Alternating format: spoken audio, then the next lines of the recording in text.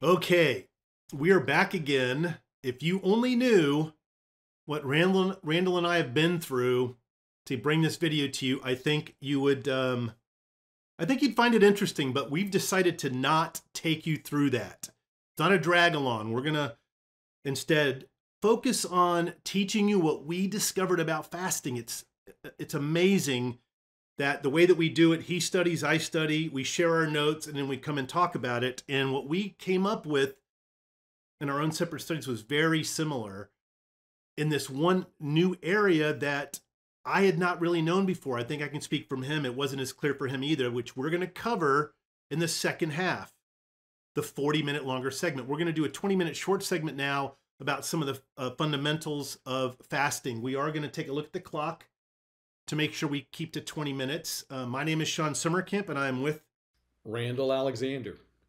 And it's a joy to be with you guys both. So let's start with this, Randall. What did you find in your study as the main reason for fasting from a biblical perspective? Yes, there are a number of examples in the Bible where people fasted, and especially where they got what they were asking for. But it seems the consistent thread is people were asking a big thing of God, and they fasted, they asked for it, and they were given it. And it's often accompanied by a real desperate situation. So that's why they have a big ask, because they are in real trouble and they need help, and they know they need help. You sent me a little summary that I want to read because it's just what you said. I want to read it out loud again because this is so important, what we discovered. I think it's worthy of underlining and repeating. Many of the fasts are a major ask from God in desperate situations, or a person taking on a major task and seeking God's help in a major way. Those are similar to me in that both come out of the heart for God and dependence on Him. So we don't necessarily fast that way. I think you would agree. So let's start with, or the next question, and this will be in layman's terms. What does the technical term fast actually mean, just in the English language? What does that mean, to fast? Yeah, I think it's pretty simply going without food. Okay.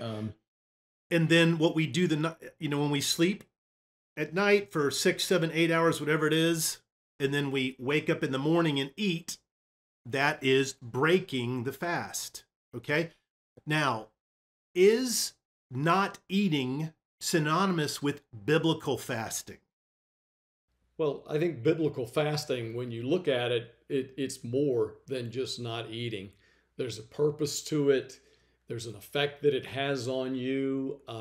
And there is certainly, we want to be righteous for sure during that time. There's at least one example of someone who wasn't. And we want to be crying out to God during that time. Okay, so how have we then normally defined biblical fasting, which is not what we just read and discussed? What is it that we've kind of been doing all along? Well, usually we define a period of time where we're going to go without food. And I think maybe the intuitive, typical behavior sometimes may be that we tank up, if you will, so we get a little extra to carry us through, and we go about life, just trying to be okay without food, and then we end it, and a lot of times we end it with more heavy eating because we're hungry at that point. Yeah, I mean, for me, I get kind of delirious. So one of the preparations that we did is we watched a 2-hour YouTube video done by this author. I don't want to say famous, but he's got really one of the best-selling books on fasting. I'm not going to say what it is.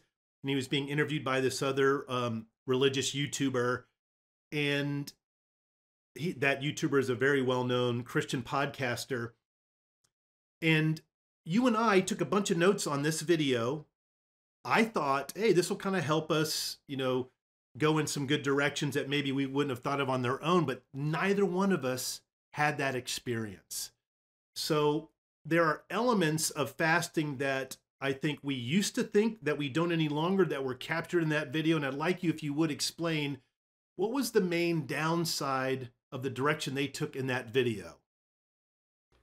Sure, and it was very sincere, and some extraordinary effort applied at times. For example, the main speaker was a person who had fasted multiple times for 40 days, and I think we don't always think about what effect that would have on you, but it was quite clear that he lost a lot of weight.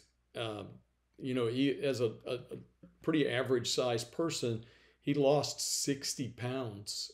I believe the 60 was the exact number. And that I was just trying to imagine him 60 pounds lighter. That was difficult to do. So certainly effort was there, and they talked about 21 days. That was kind of the sweet spot that it sounded from the video they were recommending. Uh, and they started out with a lot of things that didn't count. If you didn't do this, it didn't count as a fast. Uh, you had to do without everything, and it was just water, uh, and it had to be, you know, for a long enough time that it really was significant. And just by the way that you're saying it, I know we talked about this a little bit before. They did kind of come off in a slightly snobby way about fasting, like, they were superheroes because they were fasting, and they were talking a lot about all the suffering that they went through. And like you said, somewhat dogmatic about, okay, this is not a fast. When you fast, you got to not eat breakfast, lunch, or dinner, and then you got to wake up the next morning and break your fast. It was very kind of legalistic, I would say. How much of that type of directive is actually found in the Bible? Yeah, I was quite surprised in that the length of the fast that we read about in the Bible, other than some special cases like Jesus, who went away for 40 days and fasted. I'm quite sure he spent some very intense time with the Father, and we don't know if there was any help or not, but he was getting ready to start his ministry. It was clearly a pivotal time for him. Uh, there's Moses, who went up on the mountain and was without food for 40 days. And on that one, he was again with God. So the common thread is that a lot of those that we looked at, whenever you're talking about that length of fast, has some supernatural component to the fast. Uh, but that's the rare exception. Most of the fast, I was surprised that many of them don't tell you how long they fasted.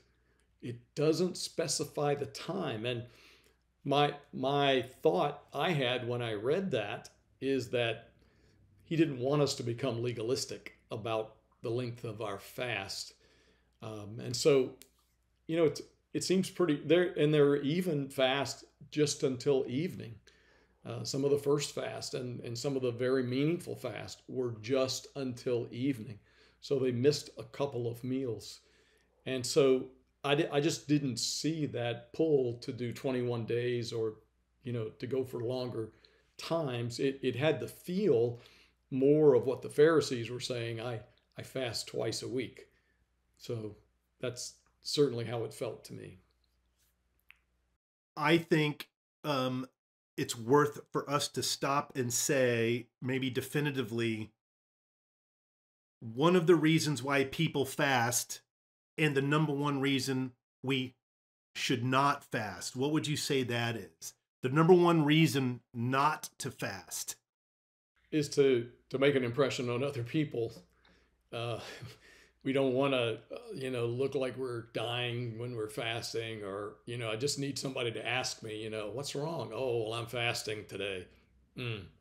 Uh, we just don't want that kind of quality attached to the fast. I think God, he loves us when we come to him with sacrifices, and when we fast. I think that means something. It clearly does when you look at the examples, but he doesn't want us thumping our spiritual chest, if you will, and sort of cocking our head a little bit and saying, yes, I'm fasting, which is unfortunately, it's very tempting, I think, sometimes because you're feeling like you're making a great sacrifice and you want people to know it. And that's a natural thing, but I think it's an evil thing and one that God certainly doesn't want.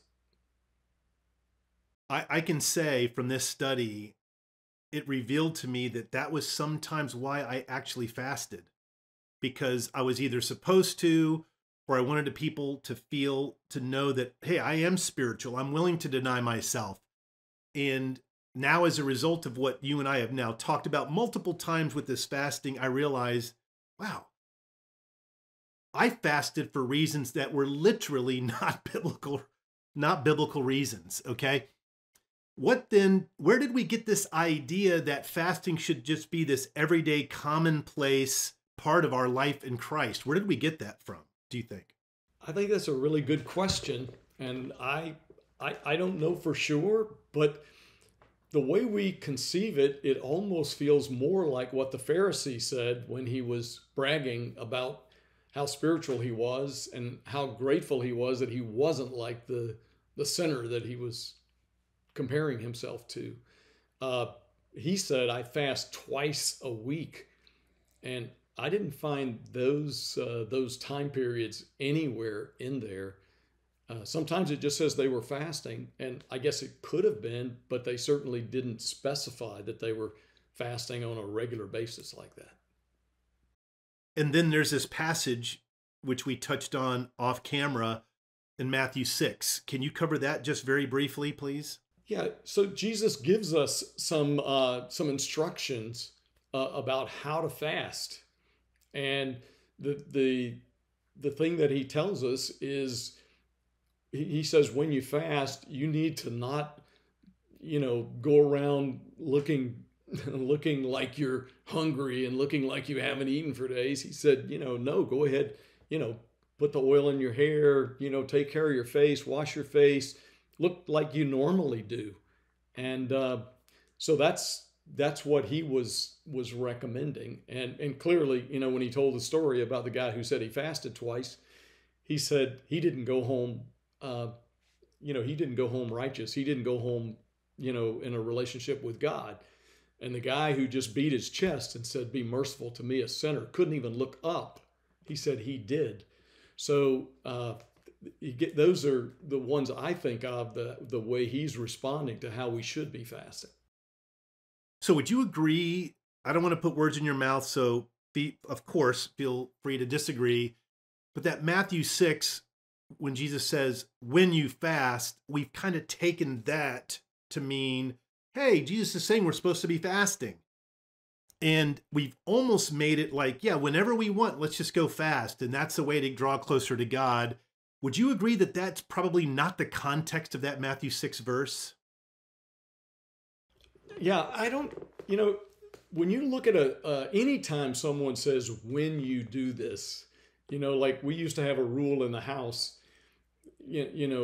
when you take food into the living room or, it was something that you weren't supposed to do, but we said, when you do that, knowing that there might be occasions when you do it, certainly doesn't. It's not an invitation to take food into the den, or into the living room.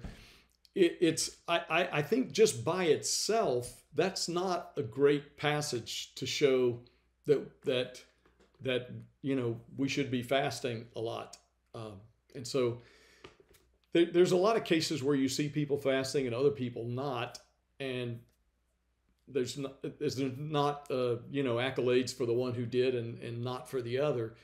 And so I think if you want to show how often we ought to be fasting, or even that we need to be fasting on a regular basis, you'd want to go somewhere else in addition to that passage. You don't want to just have that when you fast, that implied, in your mind it's implied, in another person's mind maybe it says something different.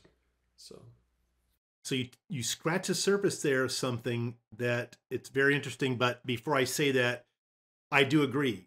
That's not the context per se of what Jesus was saying when you fast, as in make sure you're fasting.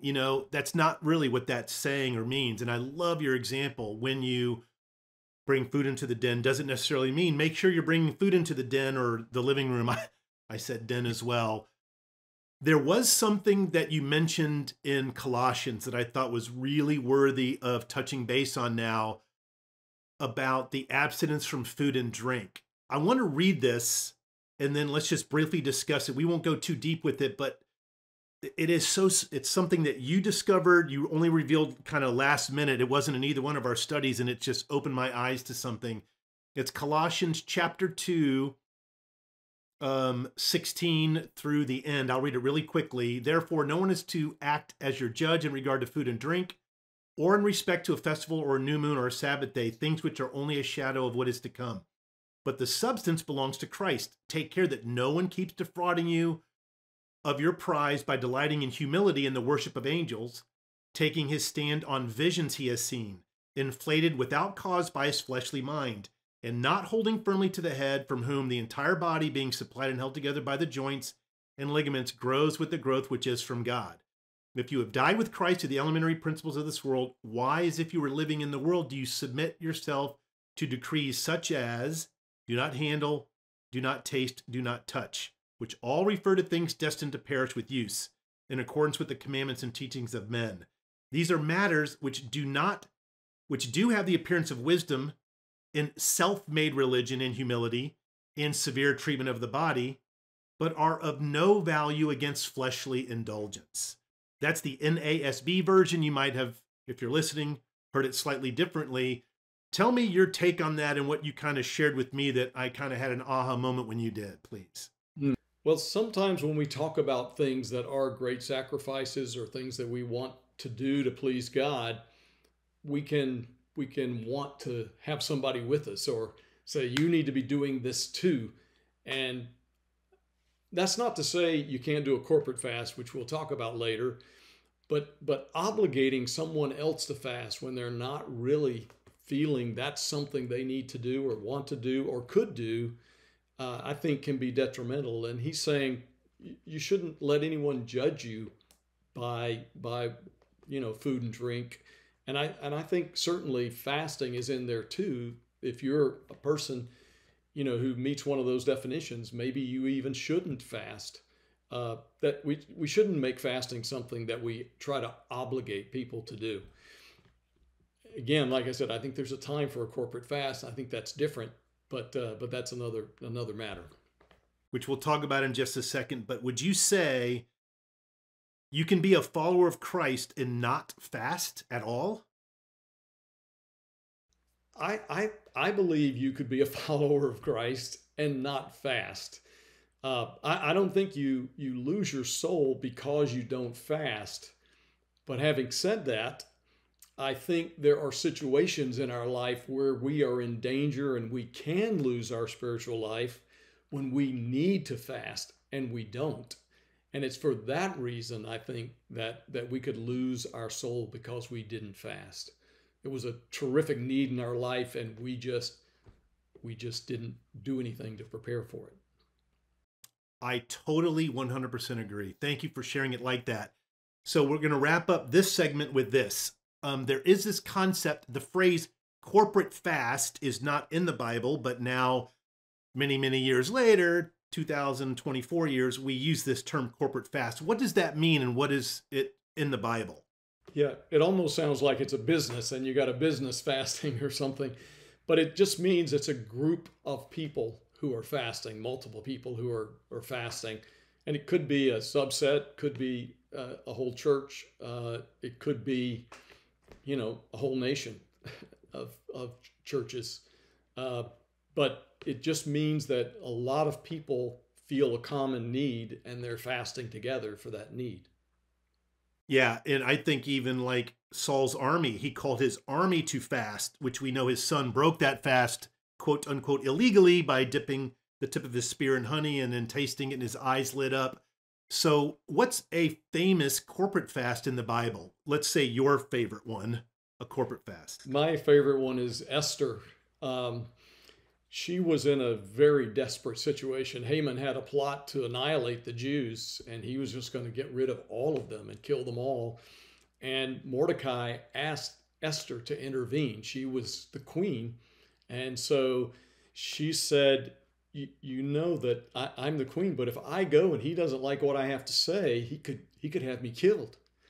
And so uh, she said, I will do it. After contemplating it, she said, I will do it. But before I do, my court and I will fast for 3 days with no food or water. 3 days without water is major. She said, and you have the Jews fast with me. And so the Jews also were feeling the heat because they knew they could be killed as well if Haman's plan came through. So they all fasted for 3 days without food and without water, and God spared them. And Esther was successful when she went to the king. And how long can the body survive without water? About 3 days, I think, is a rough guideline. Is 3 days, so it's pushing it right to the brink. So, talk about the intensity of a fast. This nation fasted for 3 days, basically bringing themselves to the brink of death as a plea for God to save them. Amazing. Okay. My favorite corporate fast is the Benjaminite War. It's in Judges chapter 19 and 20. I recommend you go look at it. But basically, I'll just say the Benjaminites, a group of Benjaminites, took advantage of a Levite's concubine, ended up murdering her as a result of their, disgusting treachery. That Levite man then cut up the pieces of her body, sent it around to the rest of the tribes of Israel, and said, we've got to do something about these Benjaminites. So I forget the exact numbers now. I'm not going to get it right, but 100 something thousand Israelites came out, maybe 200,000, to only a small group like 22,000. 400,000. Israel had 400,000 troops. Thank you. Yeah, 400,000 troops came out from the Israelites, a band of like 26,000 Benjaminites. Right? Right. And then day one, this 26,000 group faces the 400,000 and like wipes out like 18 or 19,000 of them. Day two of the battle, the Benjaminites wiped out another 20-something thousand of the Israelites. So the Israelites were like panicking. So what they did is they fasted before the Lord. God, we know what they did to this woman is evil and wrong and treacherous. We're standing on the side of righteousness and your glory. Please, God, accept this humbling of ourselves, this fasting, as our plea to you to give us victory, in which God, in fact, did as a result of their fast. And the Benjaminites were completely wiped out. Very amazing story. I recommend going and reading it. So that brings us to the end of this first segment. There's so much more we could have talked about, but we ask you to stay tuned for the second segment because we're going to dive into a little bit of controversy about fasting from the Old Testament and then get into the different types of fasts and then do more of a deep dive into one area of a fast from the Old Testament that shines this whole bright new light on what fasting could mean for us today. So thanks a lot for joining. We're going to do a quick break and then we'll jump back into the longer session.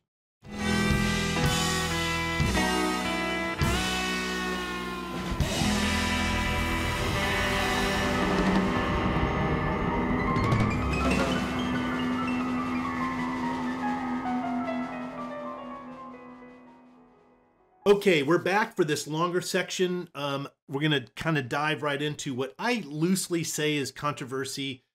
It was for me because it was something I really didn't understand or realize. So let's say anybody wanted to understand the basic guidelines for fasting from a biblical perspective. Where in the Bible is the first place someone might go and look to get the step-by-step insights on what we're supposed to do when we fast?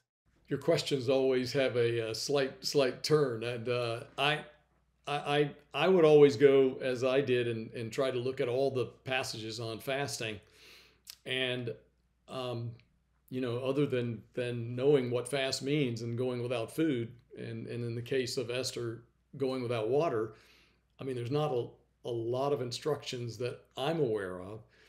And I will say, we talked earlier about a video that we watched One of the things that I thought was very, very good in that video is talking about how to fast, which they had better since they're going to fast for 21 days.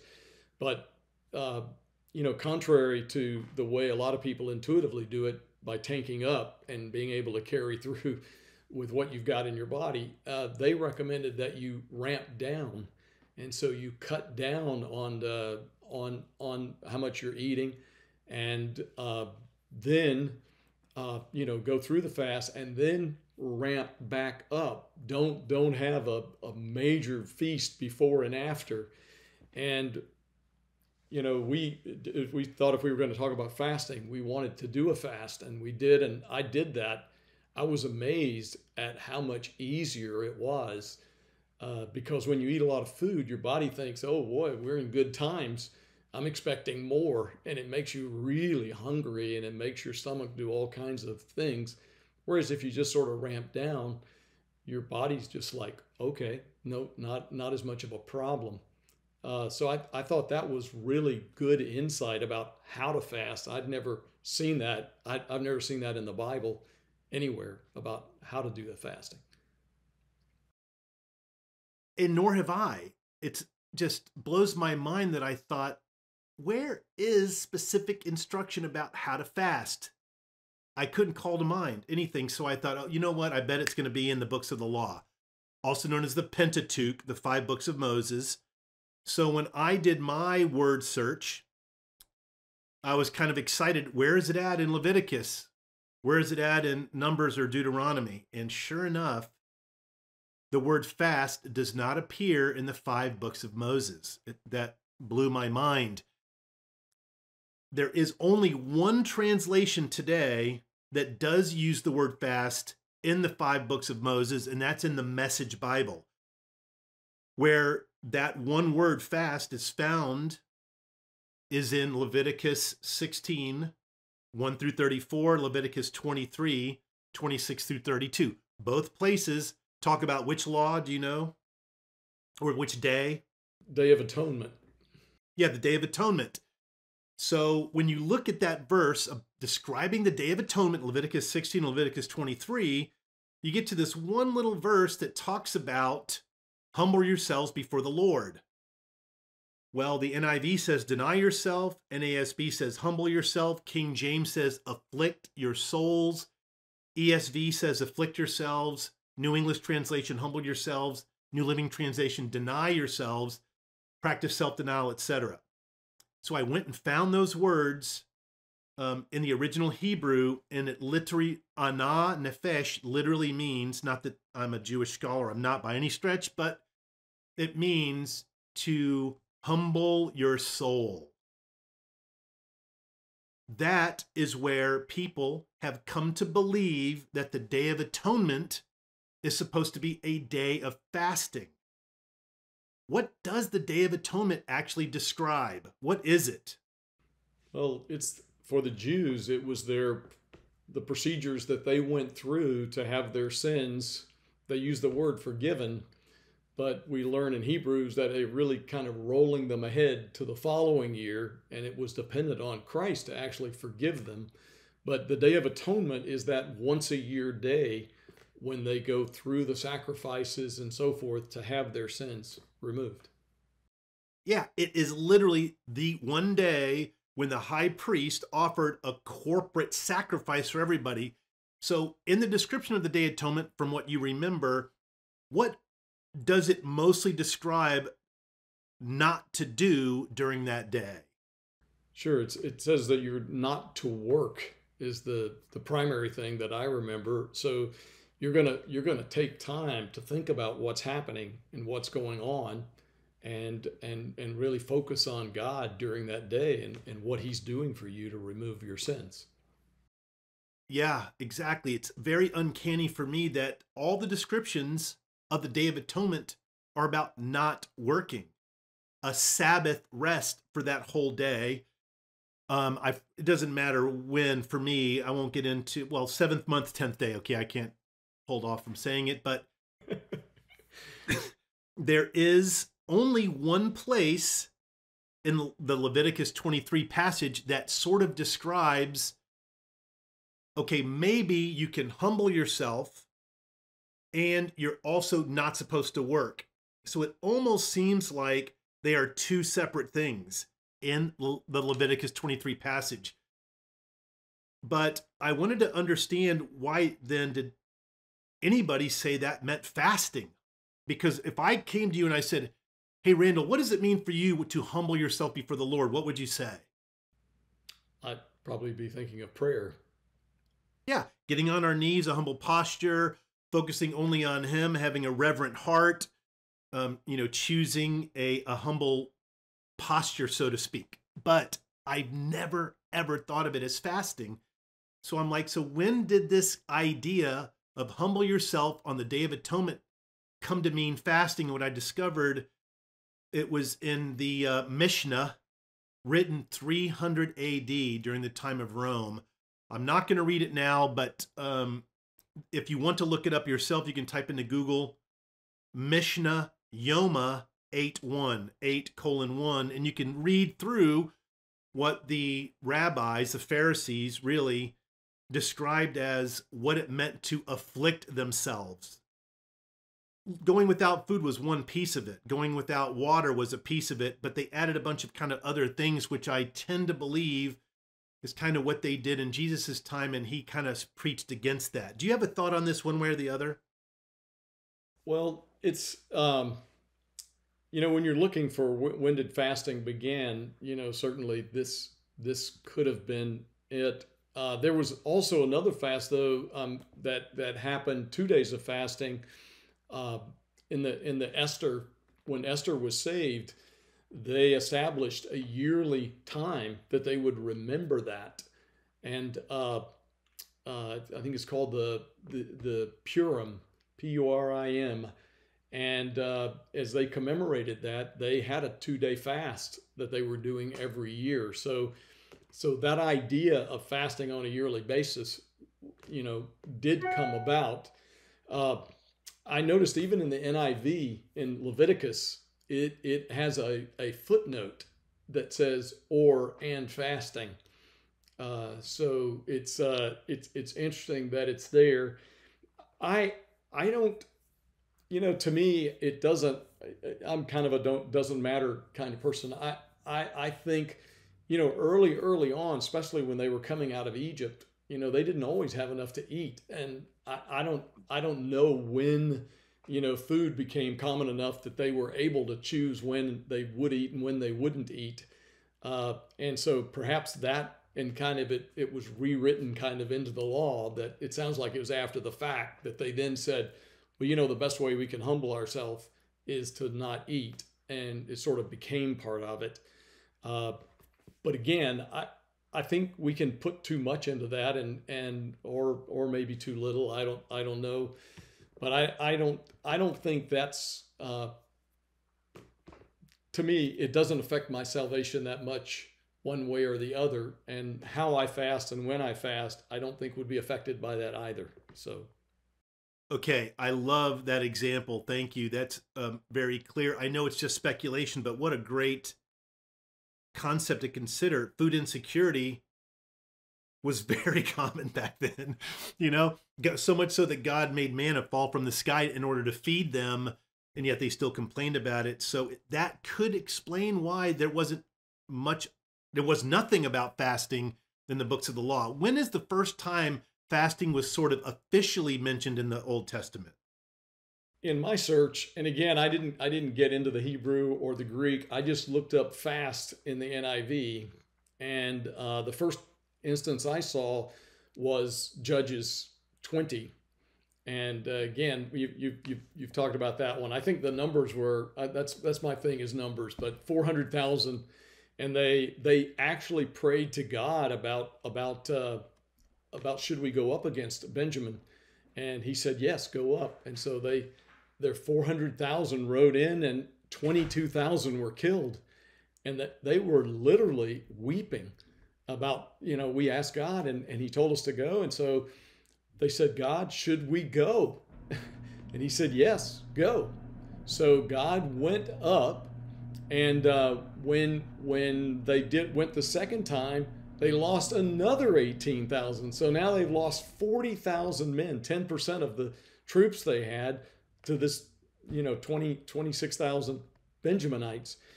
And so now they're really weeping. They are desperate, and they cry out to God, and they fast. They fasted till evening, I believe. And so then they go back and they pray to God a third time, and they say, should we go up?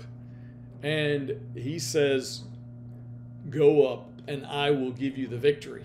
And this time they go up and they almost completely annihilate them. I think 600 escaped on horseback, which is an interesting little detail. But the Benjaminites were fierce fighters, and that just came close to wiping out the whole tribe. But obviously they didn't, because we know later than that Saul was made king from the Benjaminites and others.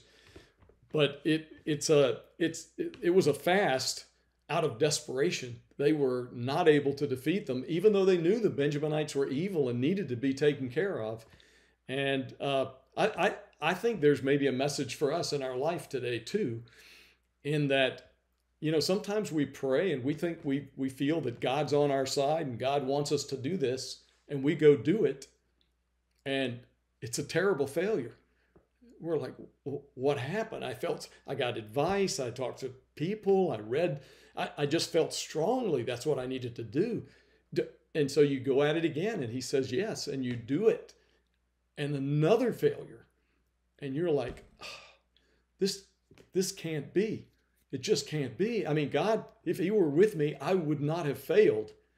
And we can see from this passage, that's not always true. God helps people. It seems like the most desperate we are is when God does his best work.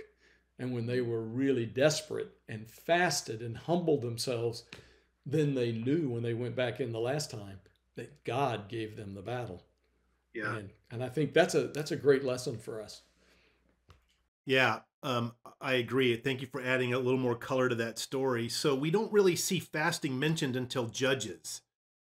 And yet, someone listening might go, wait a minute, Moses didn't eat when he went up on the mountain to receive the commandments from the Lord. So my next question is, when the Bible says that someone did not eat, is that synonymous with they fasted? One could say that's pretty implied. If Moses spent 40 days with God on the top of the mountain and didn't eat, that might be a fast.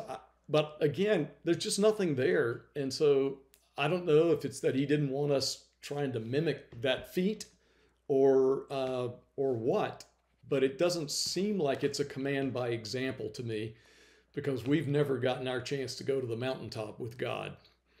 And so, I mean, we may do some things a little bit like it, maybe a scaled down fashion, but I don't think that was a biblical fast that we should look to and say, that's what we need to be doing. Okay. We're going to talk in just a minute about 1 Kings 21 that I think will highlight and underscore your point, but it only says Moses did not eat. We could explain that as there was no food up on the mountain. What is he going to prepare for himself up there? He was convening with the Lord. Likewise, when Jesus was in the desert for 40 days, does that mean Jesus was fasting? It certainly seems at the start of his ministry to go off into the wilderness and go 40 days without food. Again, it has all the elements of a biblical fast. It seems to me we could pretty well conclude that was fasting. But again, it has a supernatural edge to it. We know that Jesus was in direct communication with God, and that God would supply whatever he needed.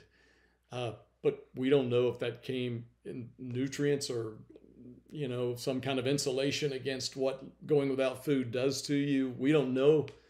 We just don't know.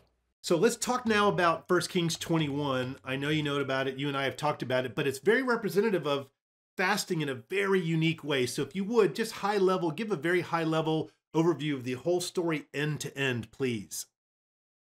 So Ahab, who was a wicked king married to Jezebel, the mere symbol of evil, he wanted Naboth's vineyard, and he was so upset that he wasn't eating. You could call that a fast, but I certainly wouldn't call that a biblical fast. But he wasn't eating. So Jezebel's like, you weak guy, you need to just go take possession of that field. I got a plan. We're going to call a fast, a different kind of fast, a farce, one that doesn't exist, that they're not supposed to exist. But she sets up Naboth so they can seat him with important people, but then put two scoundrels next to him that will charge him with crimes that they'll kill him for. And so they do. And then Ahab takes possession of the vineyard. Of course, God is very unhappy. He sends Elijah to tell him. And this is, I think in verse 19, it says, "This is what the Lord says. Have you not murdered a man and seized his property? Then say to him, this is what the Lord says. In the place where the dogs licked up Naboth's blood, dogs will lick up your blood. Yes, yours."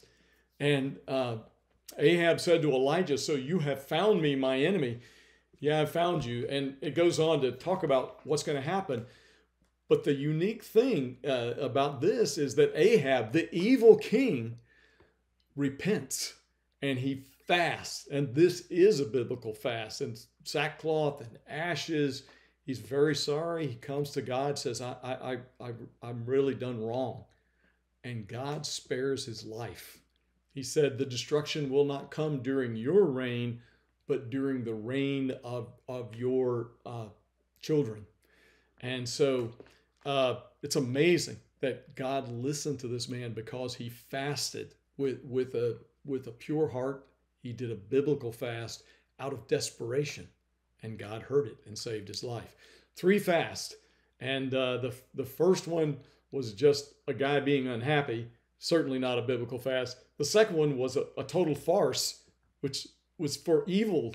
It was to kill a man. It wasn't for anything good, not a biblical fast. But then an evil guy who does a biblical fast, he gets what he asked for from God. I think this is really important. Thank you for describing that story. It's really important because there are places throughout the Bible when someone doesn't eat. And the question always becomes, well, is this God trying to communicate to us that the person was in fact fasting? Well, how do we know for sure? Well, you got a story, 1 Kings 21, where 3 types of not eating are described. The first one, it just says he was pouting so much he did not eat. The second one, as you said, she called a corporate fast. And then the third one, I'm sure the people that, by the way, participated in that corporate fast, maybe they were confused about why they were fasting, but perhaps for them it was a fast before the Lord. I don't know, but certainly not for her. But then we have this really righteous biblical stance where he humbled himself because of a major life crisis, cried out to God, be merciful to me in a sense. And that was considered a biblical fast. So when we see, if you're listening to this, if you start digging into other places where people did not eat, please consider this 1 Kings 21 as a little litmus test that just because they didn't eat didn't mean that they were fasting. We have to kind of look at the circumstance. Moses was on a mountain, didn't eat. Maybe that was fasting, perhaps not. Jesus went to the desert for 40 days, took himself there on his own accord to prepare for his ministry, didn't eat. Perhaps that was a fast. Okay, so Randall, you created this great spreadsheet that we're going to put a link to in the comments below, description below, that has a list of many or all of the fasts across the Bible.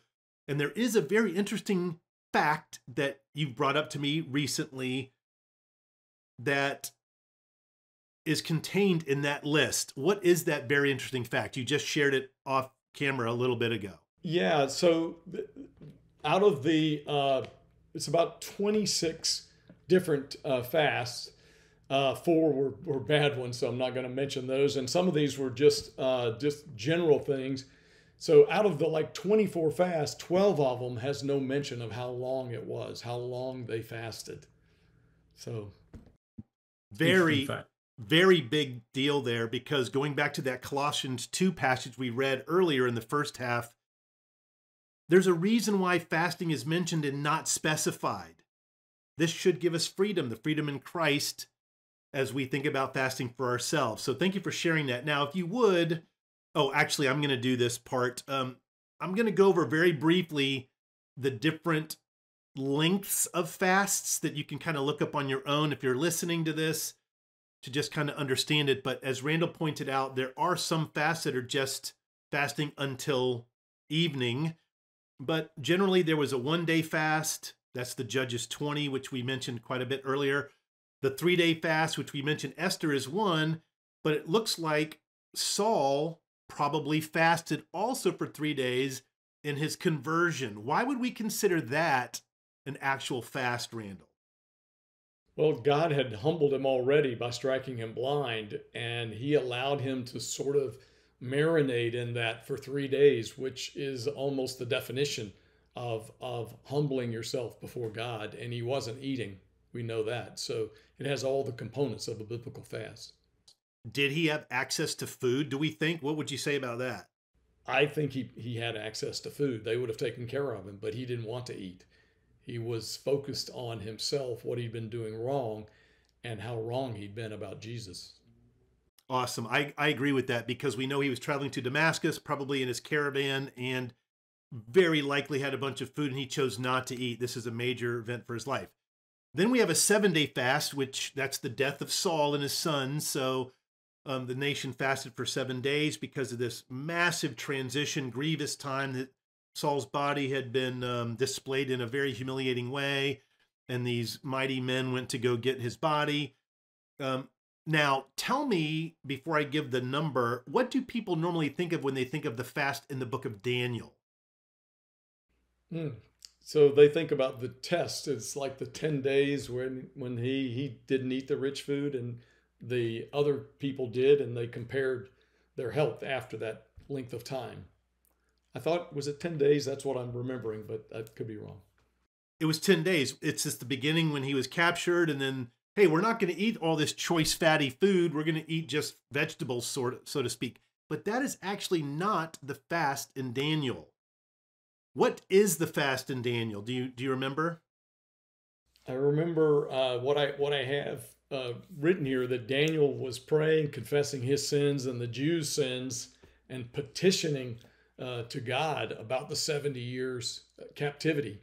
That's what I think he was fasting about. And that is listed actually as a fast. And this was a 21-day fast. If you guys want to look at it, it's Daniel chapter 10, verse 2 through 3. Very interestingly, until I did this accumulative study, I only thought, oh, Daniel and his friends didn't eat the choice meats. Yeah, that could be considered a fast. That was 10 days. But really, the fast in Daniel is Daniel chapter 10 for 21 days. There was a 14-day fast, Paul and his men on the ship. Would that be considered, this is Acts 27. In your opinion, would that be considered a biblical fast? You know, I have mixed feelings. I mean, maybe they were fasting, but I don't think so. I think if you were a prisoner on the ship and they'd chosen not to eat, you probably didn't eat either. So they were forced to not eat. And of course, Paul did in that, though. He said, everybody needs to eat because we're going to land. You're going to need your strength. And so they did eat before they crashed. Yes, I agree with you completely. So when you do if someone does a study, an online search, how long did people fast for? Some websites will say there's a 14-day fast with Paul and his men. I do not think that was an actual fast. Then there's this, idea of a 40-day fast. Some people say Moses did fast on the mountain. We do know in 1 Kings, Elijah went 40 days without food, probably more of a depressive state. I think we can say he wanted to die. God sent crows to feed him, or some birds. And then the Jesus fast for 40 days. It is probably up for opinion on whether those are really fast. Technically, in modern day English language, without food equals fast, but not a biblical fast because of a major event. Jesus is yes, Moses is, and Elijah probably not. And then, unbelievably, a 12-year fast from Nehemiah. Oh my.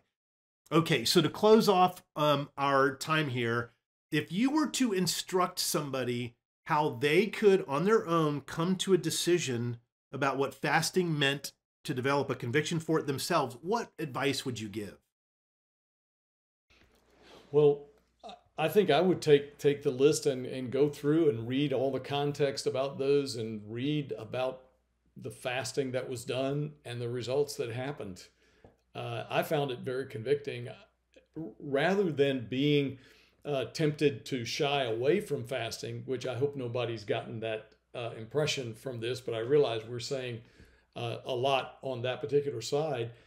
You see how many incredible things God did for people who were fasting.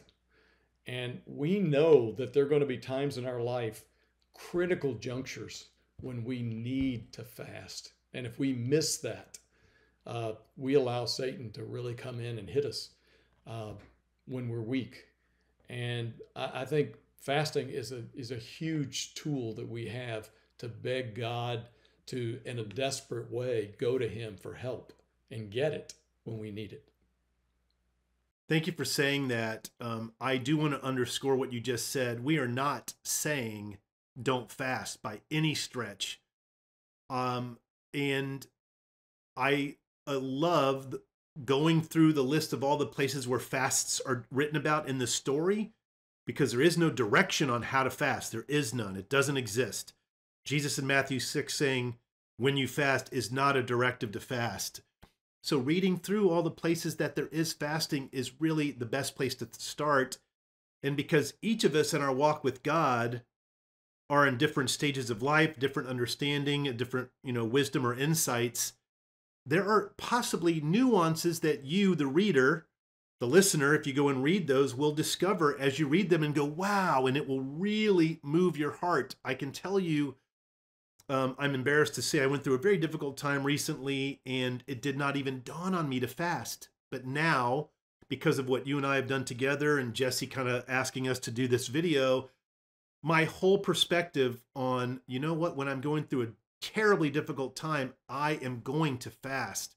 If there's a prevalent sin it's very difficult for me to shake or get rid of or move away from, I am going to fast. When I have a crisis occur to me, or a massive decision to make that I just don't know and it's not really clear to me, from this point forward, those are the times I'm going to fast. But to just fast, I like the phrase willy-nilly, I'm probably not just going to fast willy-nilly going forward. Okay, that's all we have. Randall, as always, thank you very much for your insights on these added scriptures that you've kind of highlighted that I would have never connected to fasting, but you did, and it really helped me.